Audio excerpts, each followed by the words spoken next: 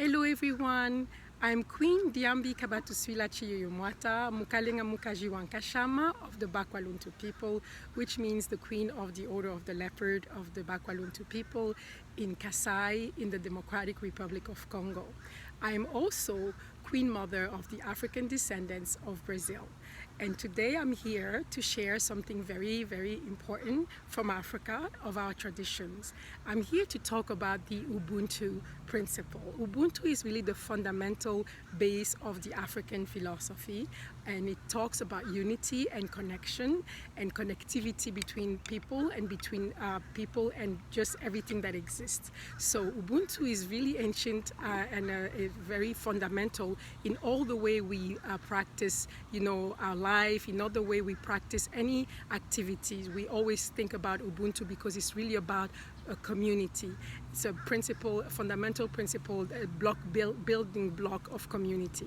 And so I want to share a little bit about Ubuntu, and I'm here actually to do the Ubuntu challenge, the Ubuntu Love Challenge, and it's also part of the Ubuntu Love Festival. So I'm here to share about that. But before I even talk much more about Ubuntu, I wanted to show you and explain to you one of the most ancient traditions that exists. It's the tradition of libation, because every time we have to start something important, we have to do like a ritual, and the ritual is really something we do to bring our attention together, to connect with each other, and to give each other the respect that we deserve, so we can share fundamental information, so we can advance as people.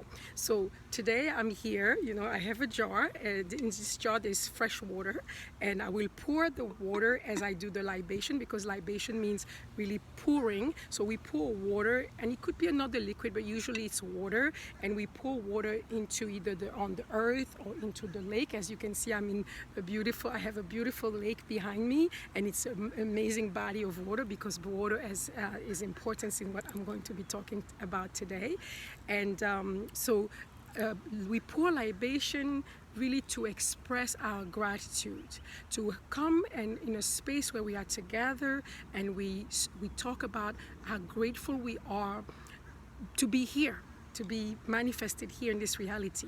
But how are we manifested here in this reality if it wasn't for our ancestors and all the ones who have come before us and made this life possible for us to be here today?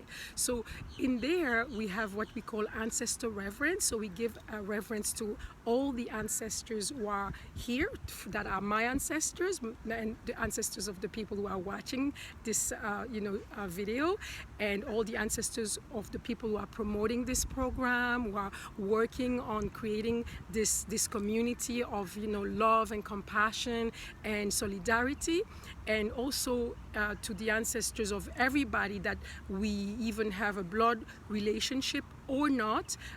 They can be a bloodline, or they can also be people who are no longer living but have inspired us in so many ways, either by their philosophy, their teaching, their achievements in science, in all kinds of things that have inspired us, so we can become who we are today. So, and everybody else, it doesn't have to be people that are so super important or famous. It can also be very simple people, the people who, for instance, worked on conceptualizing, how to make, something useful that we use today. How come we driving our cars? Many people put their mind into doing, the car and the advancement of that technology. How come I'm using this technology today, where I'm just making a video and I can post it online, and it can just be, seen by millions? All these people, these thinkers, all the people that contributed to that.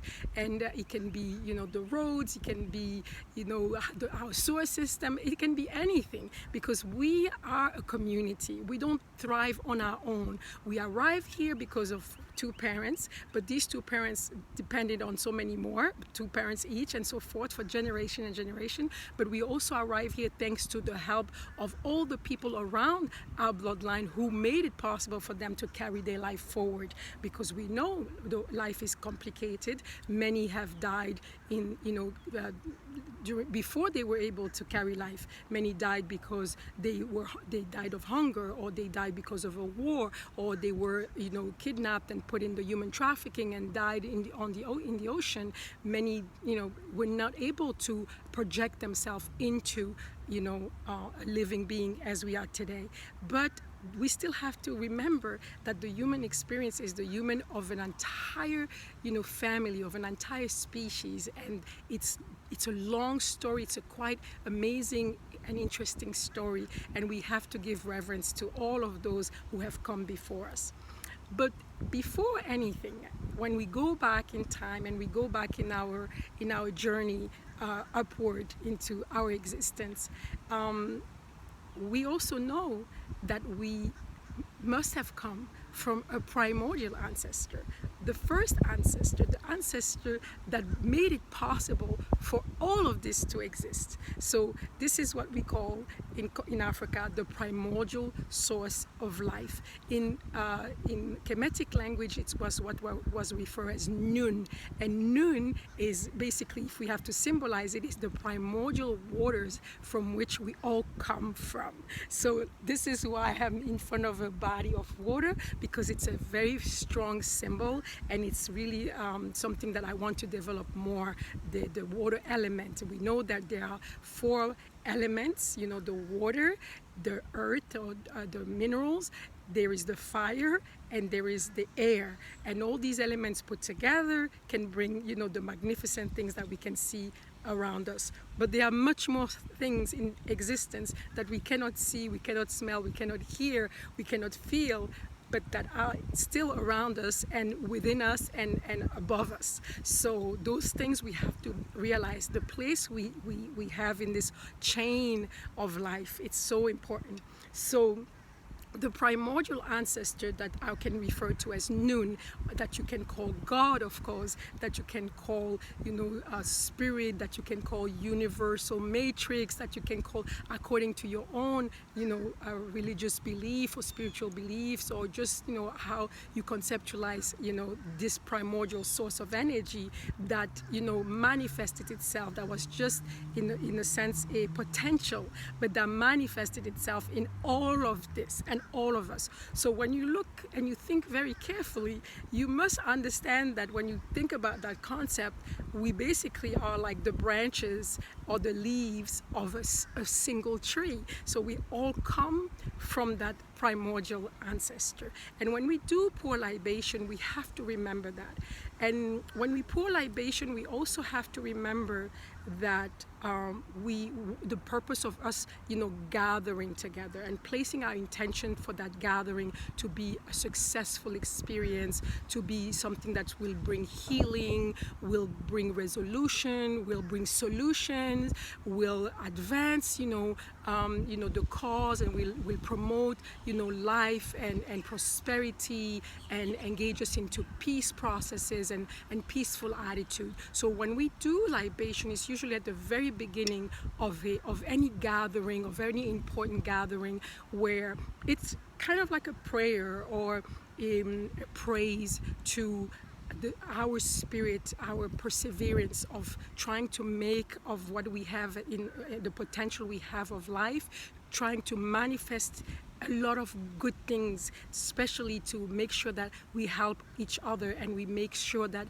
we have a good life, and we promote good things. So when we sit together and we share this process of libation, it's really all about community. It's all about love and peace and compassion, and to remember the source of our life and to reflect on that. So why do we use water, and why is water such an important symbol?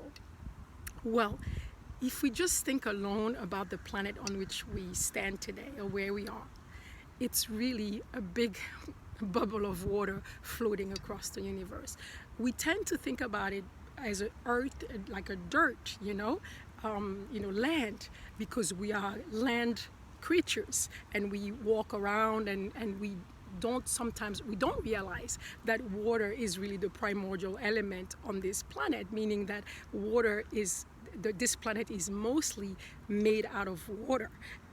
This planet is made out of water, and everything that comes from this planet is really made out of mostly water. So I can take my own example. I am a human being. About 70% of my body, if not more, is just basically water. And water is in everything. Water is in the air we breathe. Water is in the words we speak. We have heard so much lately because of the COVID-19. We have heard so much about the droplets, the famous droplets. Now, why do we have to wear masks?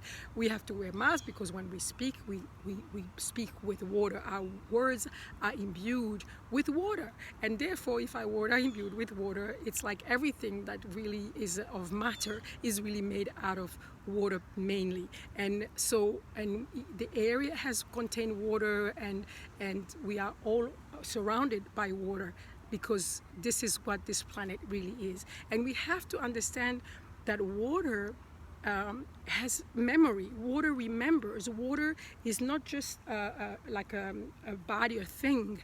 Many experiences have been done in laboratories and by very proficient and brilliant mind to analyze water and how water behaves. Water really carries information. Water carries memories.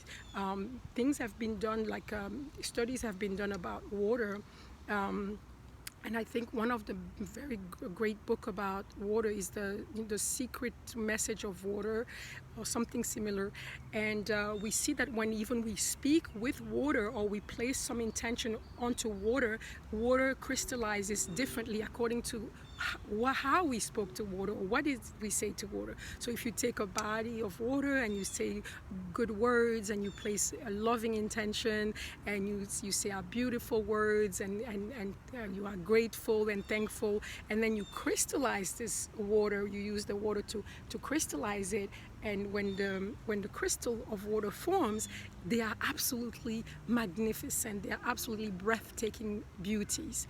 And to the opposite, when you do the same experience and you put the water in an environment where you send out negative thoughts, negative words, you really put it in the worst condition. When you're going to crystallize that water, you will also have a different response, which is going to be almost like a complete disorganization of the water structure in crystals. So that kind of experience just kind of like lets you think. So if water in a bottle react this way, imagine us who are made of water. Imagine this planet that is made of water.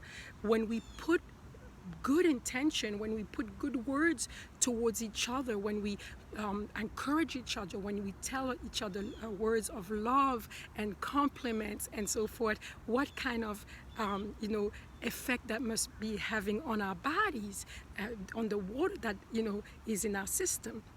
The same way with the planet, when we talk and we put our intention of doing amazing things and great things, and we want to help, and we want that there is more healing, that there is no wars, that there is respect for the environment and for the animals and for all beings here. Imagine when the water that is the majority of this planet receive receive those vibration, because it's all about vibration. Imagine how the potential that it can release to heal this planet. So this is one of the reasons why water is so important. The second reason why water is important is, of course, I mentioned it before, it's the source of life. So without water, there is no life on this planet. I don't know about other planets, but on this planet here, without water, there is no life. So water symbolizes life itself. Let's not forget that we come from our mother's womb. I have 2 boys, so I know what it is. I had a big, stomach pregnant, and it was full of water. So my children, before becoming terrestrial being and being able to breathe air, they had to adapt and grow those lungs, and they were living for 9 months in water. And so this is why water is also a great symbol to associate with life. The third one is that water is an element that can cleanse and purify. So it's important to understand that we live in very, very interesting time. Not that it's the first time we live in interesting time. We've been having a really great odyssey of humanity, and during this odyssey many things have happened. Many good things have happened, but unfortunately also many bad things have happened. We have caused a lot of trauma. We have our human activity has caused a lot of pain, hurt through wars and all kinds of conflicts, and also sometimes our own genius that doesn't bring good things forward, like inventing atomic bomb or nuclear bombs and using these kind of weapons. We may be smart to do these, to invent all these technology, but we are not very wise in many instances because we don't have contingency plans for what if it doesn't yield the benefit that we thought were expected. And so we have a lot of waste that is now causing harm to our planet and to each other. We have developed many ways of being, of interacting with each other, many ways of exploiting our resources that are not conducive to human or to life thriving. And so those are things that we have to be able to consider when we think about making libation and using water to cleanse things. So it's not just a personal cleansing, because of course as a human we go through different very difficult experiences in life. We go to loss, we go to different traumas, we go to fear, stress, anxiety. Look at what just happened with the COVID crisis. Everybody was worried, everything was shut down. We ask ourselves a lot of questions, and even now that we are reopening, there is still a lot of doubts. There is many people that lost their jobs. There are people that are losing their business or are going to lose their businesses. There are fear, people lost lives.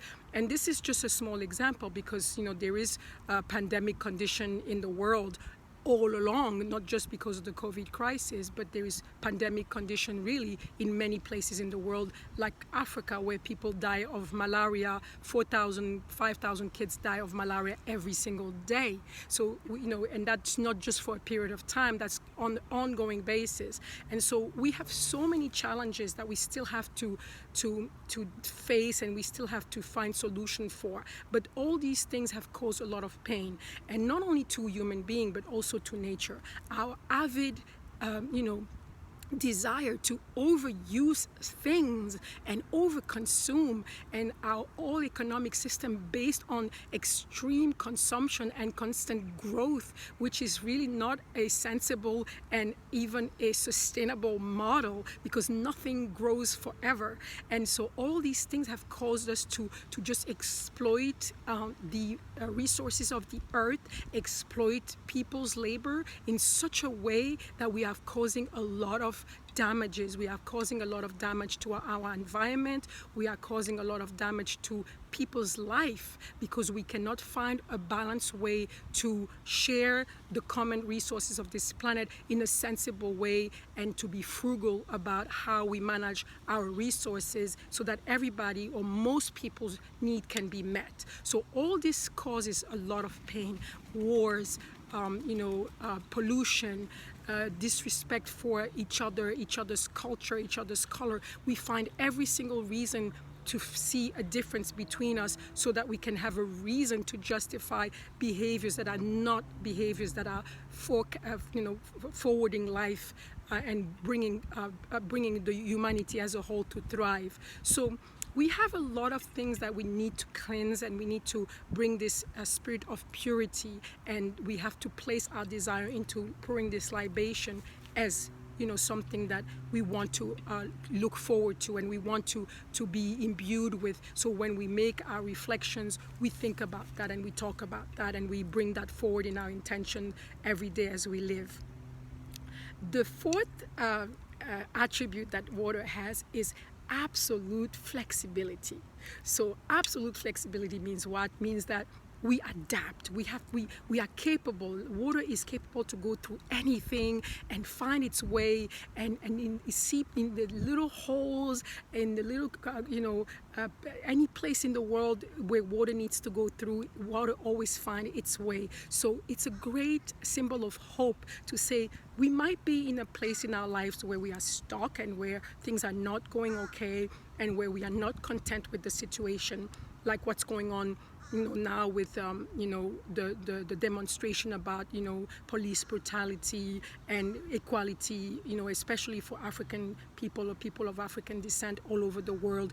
Really, it's been going on for a couple of centuries, but yet again we are still here today dealing with the same kind of mindset, and we have the same stereotype that are guiding our behaviors and our beliefs, and all of this just because we don't want to learn our history, or we don't want to sit down around a table and talk truth into our life experience and say and find out how we can mend these differences and how we can make correction for something that was terribly wrong.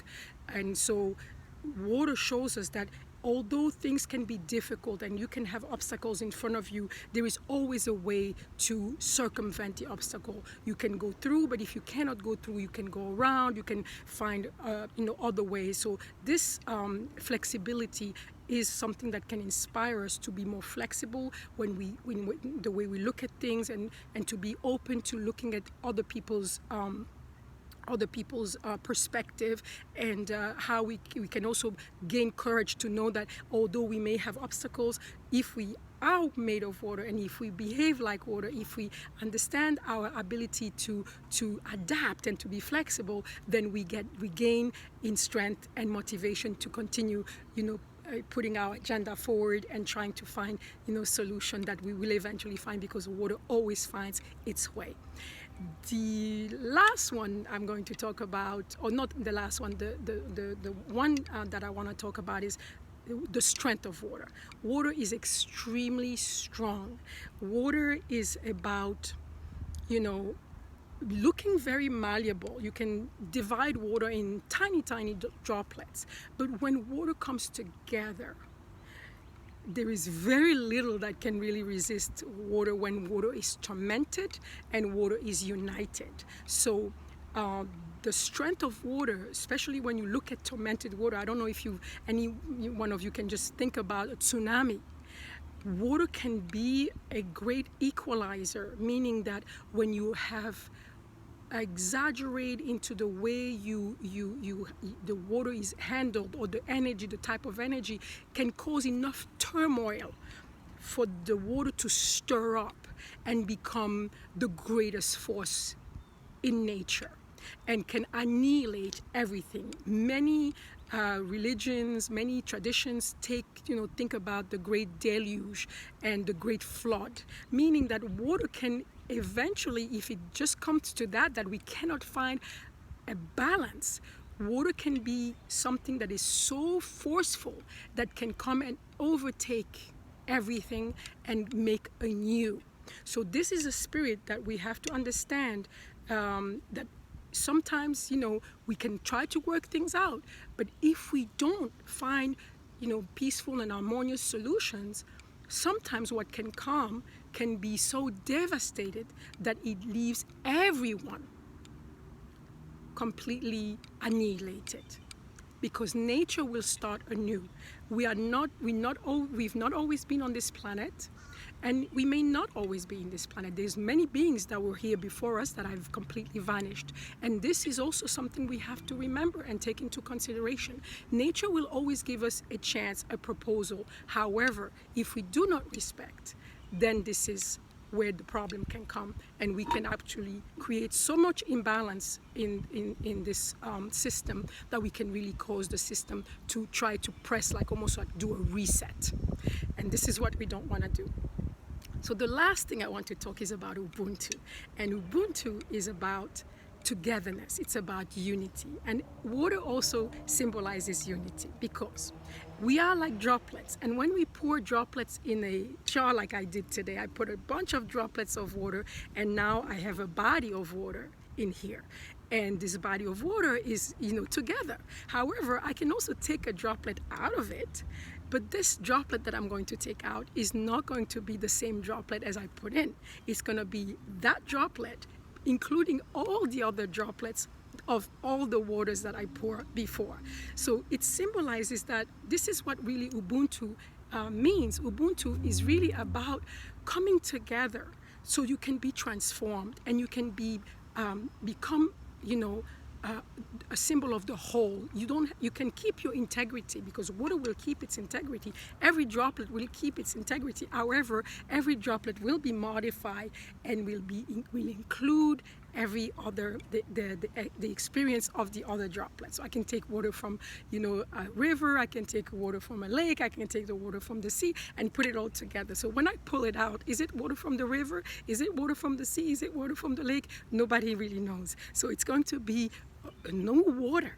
And this is what Ubuntu is teaching us. Ubuntu is teaching us that we are a whole. We are part of one. And it takes also our intention and our understanding to build that unity and to build that oneness, and to realize that our faith is linked together, that we are on this planet together and our faith is linked. So we have to be able to understand through these type of processes that it's primordial that we place our intention to be part of the community and to work for the better and the good of the entire community, not just as individual but as a community, because what is good for our community as a whole is also great for us as individual. So this is really the major thing that I wanted to share with you today. So now I'm going to pour the libation. It's a very simple principle. It's just pouring libation, giving thanks to the ancestors and giving thanks to this life experience, and then that's basically it.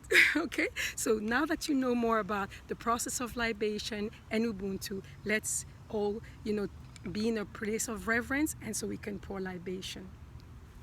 So I am Queen Diambi and I'm coming here in the nature to pour libation for all my ancestors, to thank them for their life, to thank them for their life experience and everything that they have done to keep themselves alive so that I can be here today. I pour libation for all the ancestors of all the people with me today watching this video and going through this experience of the Ubuntu Love Festival and then of the Ubuntu Love Challenge.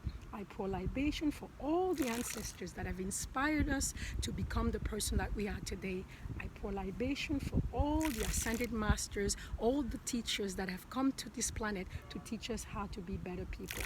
I pour libation in gratitude to the primordial ancestor from which everything emanates. I pour libation in gratitude to the mighty ancestor from which we all come. I pour libation to thank life for everything life has given to us, and pour libation so that this enterprise can be a great success. So thank you very much for watching. Thank you very much for supporting. Thank you very much for reflecting on Ubuntu and accepting the challenge of letting go of a lot of things that are not carrying forward life, but embracing the principle of Ubuntu so we can build togetherness and love. Thank you.